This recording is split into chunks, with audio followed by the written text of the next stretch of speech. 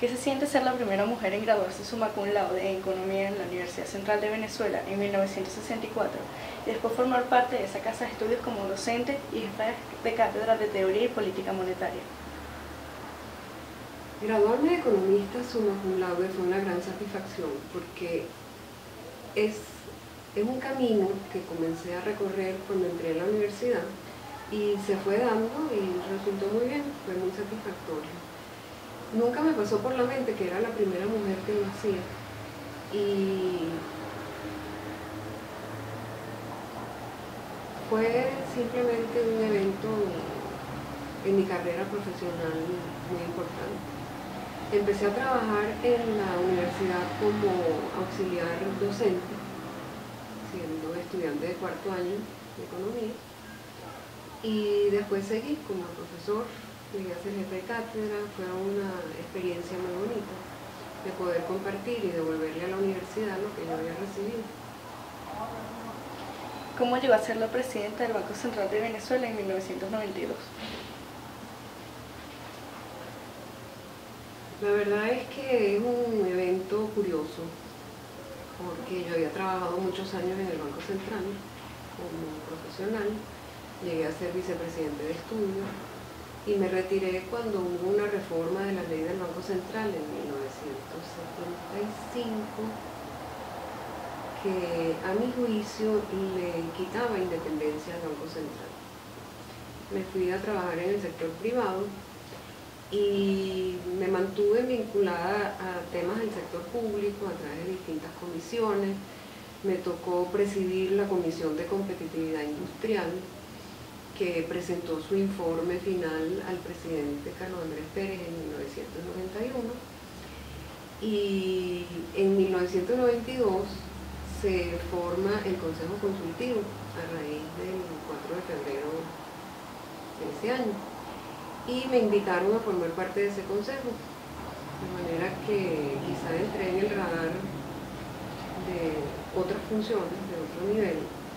Y a raíz de la renuncia del presidente del Banco Central, Pedro Tinoco, y después de Miguel Rodríguez, me invitaron a presidir el banco para contribuir a las reformas que se estaban haciendo en ese momento, y que lo hiciera en mi carácter de presidente sin vinculaciones políticas y con una visión del Banco Central que estaba a tono con lo que se aspiraba a lograr. Un Banco Central independiente, con funciones claramente establecidas, con autonomía presupuestaria, con un rol más claro en materia de la lucha contra la inflación, la diversificación de la economía, y así fui a parar en el Banco Central. Siendo presidenta del Banco Central de Venezuela, ¿cómo fue su experiencia y qué fue lo más relevante que vivió allí? Allí viví varios episodios relevantes. Uno fue el regreso al Banco Central después de muchos años y encontrar una institución que tenía muy fuertes valores, mística, cultura y un profesionalismo realmente excepcional. Lo segundo fue lograr la reforma de la ley del Banco Central en el año 92, que estableció la independencia del Banco Central y que fue una ley que representó un salto muy importante en el rol del Banco Central y que fue explicada a los diversos sectores porque traía muchos cambios, traía el cambio en el directorio del Banco Central, en sus facultades, en su rol frente a la sociedad.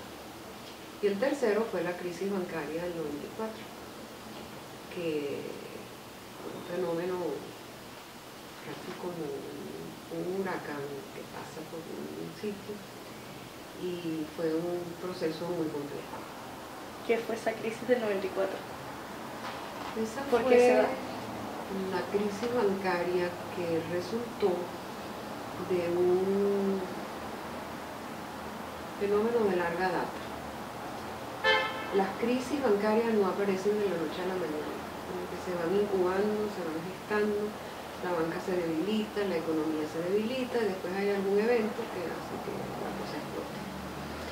Y las crisis bancarias son episodios muy complejos, muy costosos, y a pesar de que el Banco Central no tenía la responsabilidad de supervisar a los bancos, sí tenía un papel que cumplir en el manejo de la crisis. Entonces, necesariamente se vio involucrado. ¿Por qué no siguió siendo presidente del Banco Central de Venezuela? Porque renuncié. ¿Y por qué renunció?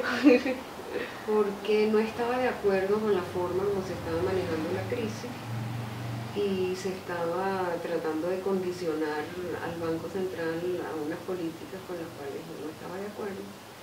Y cuando uno es funcionario público, si no está de acuerdo con lo que el gobierno electo decide hacer, a uno lo que le toca es renunciar y dejar que el presidente de la República y su equipo hagan lo que le parezca. Leí que publicó un libro sobre la crisis de Venezuela en 1994, en el año 2000, en que se inspiró en escribirlo, o sea, ¿por qué lo escribió?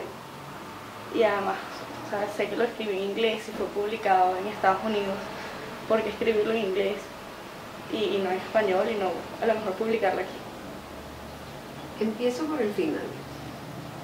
El libro inicialmente lo escribí en inglés porque la iniciativa del patrocinio de la preparación del libro fue de una organización que se llama el Grupo de los 30, del Group of 30, que es una organización en Estados Unidos, y la razón por la cual ellos se interesaron en publicar el libro es porque iba a ser un recuento de una crisis bancaria en un país petrolero con unas características muy peculiares y pensaron que era de interés.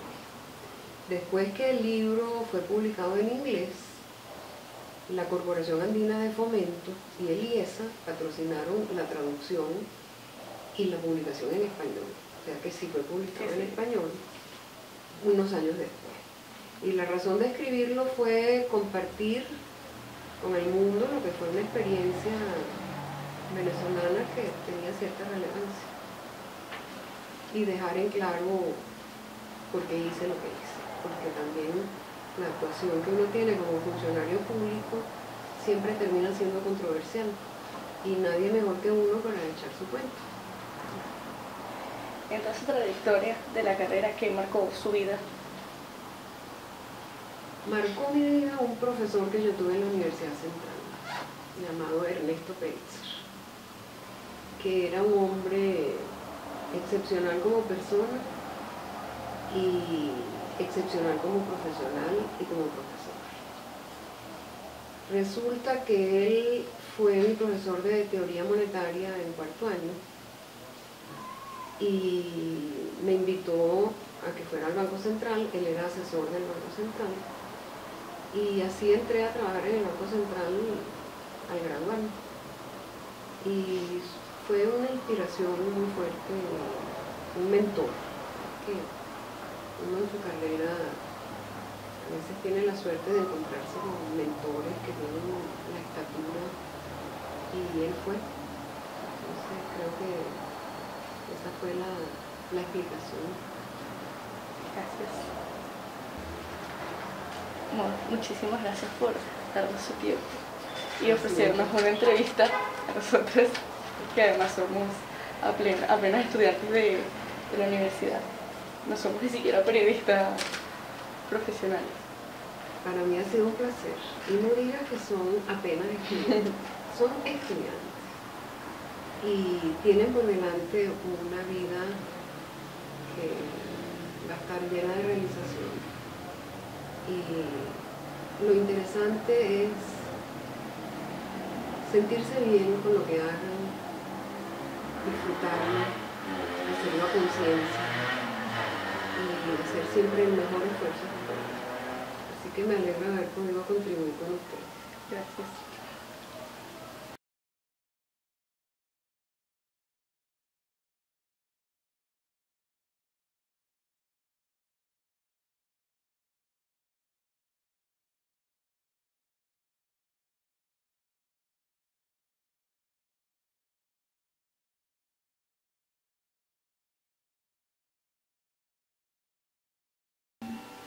Los sistemas militaristas en Venezuela. Así hay que llamarlo porque la dictadura fue eso, siempre con un sistema donde mandaban los militares, y donde mandan los militares tú ves que hay represión. En esos años revienta la primera huelga petrolera en el Zulia, que protagoniza mi papá, donde un obrero petrolero ganaba un bolívar, donde las mujeres y los niños eran utilizados en el trabajo petrolero sin absolutamente ningún sueldo. Ellos no ganaban nada, los utilizaban y no ganaban nada. Allá todo fue difícil en aquella época. Te digo, no había medios de transporte, la gente usaba eran tranvías, algunos coches a caballo y otros venían hasta en burro a Caracas. Esa huelga fue muy importante porque el pueblo de Venezuela por primera vez despierta antes de que ellos pudieran ser libres del yugo militar, ¿no? Entonces, en eso la familia Rodríguez Barrera, por supuesto que sufrieron porque no se conseguían alimentos, todo lo que está pasando ahorita es un poco lo que pasó allá, y la situación de lo que ganaban los obreros. ¿Algo que agregar? Es que tú estás empezando así, como que dicen medio de toda la cosa. Una situación general, de los años que comienzan con el siglo, uno tiene que recordar que fue Gómez, que fue previo a eso un atraso total lo que tenía Venezuela. Para 1940, 41, 45, había 3.000 estudiantes universitarios en toda Venezuela.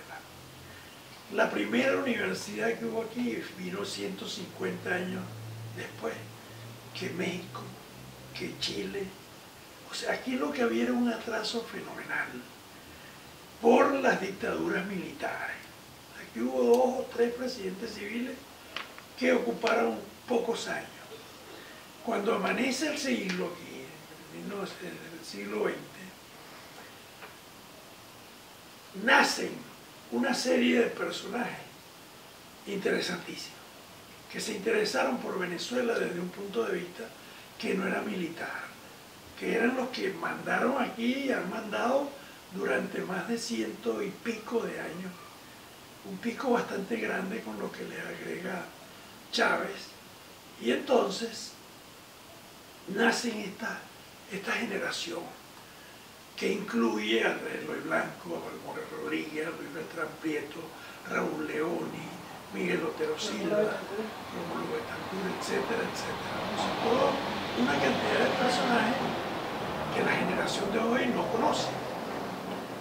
Toda esta gente, unos eran comunistas, el comunismo estaba en el gobierno con Medina Angarita. El comunismo de antes era rico, estaban con Medina Angarita en el gobierno de Medina Angarita.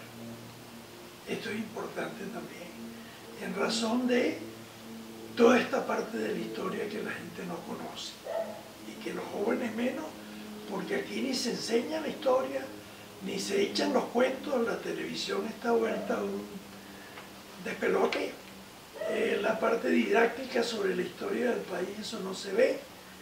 Los valores que hay hoy en día no están claros, etc. Todos estos personajes que yo digo que nacen en aquel momento tienen interés social. O sea, gente, para repetir algunos nombres que suenan más conocidos hoy en día, como Luis Beltrán Prieto Figueroa, que es muy respetado por la izquierda toda la vida. Había unos cuantos personajes, incluyendo a papá, que tenían una influencia muy importante dentro de la no dirigencia comunitaria que había, dentro de las carencias. En ese sentido, se pusieron de acuerdo una cantidad de gente. Uno ve la generación del 28, uno ve las fotos de la gente en discurso, de toda esta gente que estoy hablando, ¿no? Todo está disperso, todo existe y está ahí. Hay libros, hay historias contadas, escritas, donde está todo, la documentación existe. Su uso es el que se conoce muy poco, su uso para cosas prácticas, como esto que también están haciendo ustedes en relación con el exilio. Toda esta gente pues se pone de acuerdo y se sucede lo que fue el golpe de 1945, donde unos militares fueron y hablaron con Betancourt y con otras personas, no con el papá mío, porque el viejo mío no conspiraba.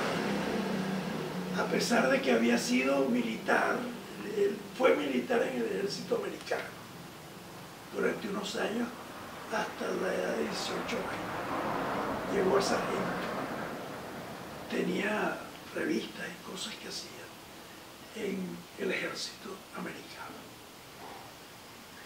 Se reúnen, entonces se van conociendo, se sucede el plan de Barranquilla, donde se conocen a unos y otros que no se conocían, como Leoni, que tenía una frutería, el viejo mío, que cada vez que lo echaban, porque hizo todo el collar de los primeros sindicatos de Venezuela. El primerito fue el de la SOEP, la Sociedad de Obreros y tal de Cabimas, que fue el modelo para todos los demás. Los 5 estados que controlaba papá tenían que ver con todos los sindicatos que se iban armando y que él iba recorriendo, un collar de sindicatos que se creó en esa época y que el cual papá era la cabeza.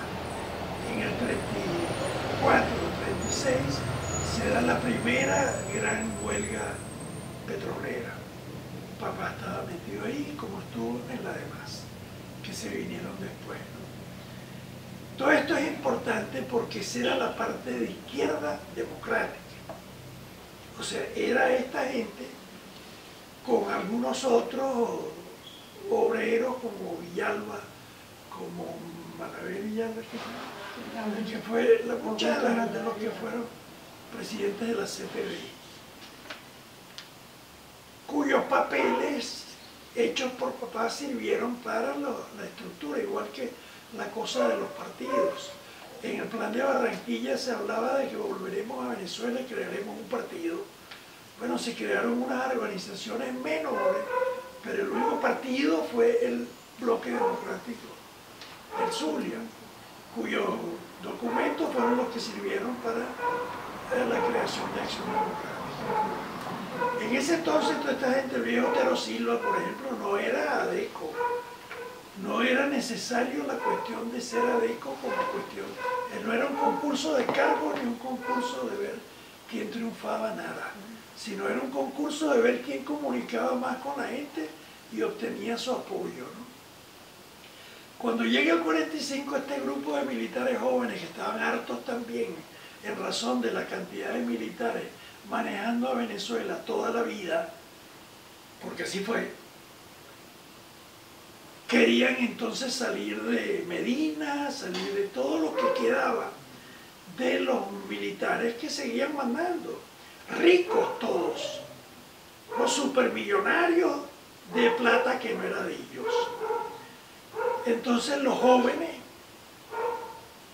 que no estaban en esa, como Pérez Jiménez, que después sí estuvo en esa, sí se convirtió también en un ladrón, como sucede con la mayoría de la gente que no tiene formación, que llega al poder, todos sus ideales y sus cosas bonitas las mandan para el diablo y se dedican